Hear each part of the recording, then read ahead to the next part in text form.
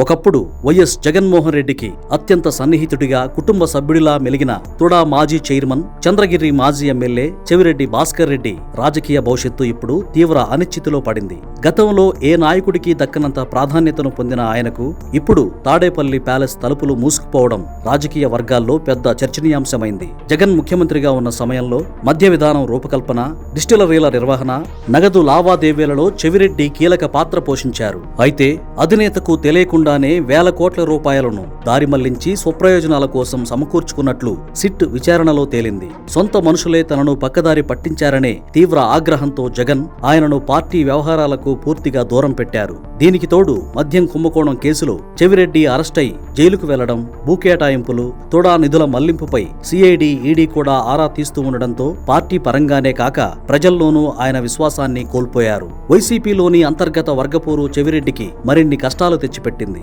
Sajjala Ramakrishna Reddy, Peddireddy Ramachandra Reddy, YV Subbareddy, Bhumana Karunakar Reddy వంటి కీలక నేతల వర్గాలు ఒకటై తమకు పోటీగా ఉన్న చెవిరెడ్డిని వ్యూహాత్మకంగా పక్కకు నెట్టేశాయనే విమర్శలు ఉన్నాయి. చెవిరెడ్డిపై లేనిపోని అబద్ధాలు జగన్ కు చెప్పి ఆయనను ఒంటరిని చేశారని ఆయన మద్దతుదారులు ఆరోపిస్తున్నారు. ప్రస్తుతం జగన్ నిర్వహించే ముఖ్యమైన సమావేశాలు, ధర్నాల్లో చెవిరెడ్డి ఎక్కడా కనిపించడం లేదు. ఈ పరిణామాల నేపథ్యంలో వచ్చే ఎన్నికల్లో ఆయనకే కాక చంద్రగిరి నుంచి గత ఎన్నికల్లో పోటీ చేసిన ఆయన కుమారుడు చెవిరెడ్డి మోహిత్ రెడ్డికి కూడా పార్టీ టికెట్ దక్కడం అసాధ్యమనే ప్రచారం సాగుతోంది. తీవ్ర ఆరోపణలు, లీగల్ కేసులు, పార్టీ అంతర్గత వర్గాల ఒత్తిళ్ల నడుమ చెవిరెడ్డి భాస్కర్ రెడ్డి వైసీపీని వీడి వేరే దారి చూసుకుంటారా లేక రాజకీయాల నుంచి తప్పుకుంటారా అనేది వేచి చూడాలి. చేసేదే కుంభకోణం అయినప్పుడు అందులో అందరూ నిజాయితీగా ఉంటారని, ప్రతి రూపాయి జాగ్రత్తగా తీసుకొచ్చి తనకు అప్పగిస్తారని జగన్ ఎలా అనుకున్నారో ఆయనకే తెలియాలంటూ సొంత పార్టీ శ్రేణులే గుసగుసలాడుతున్నాయి.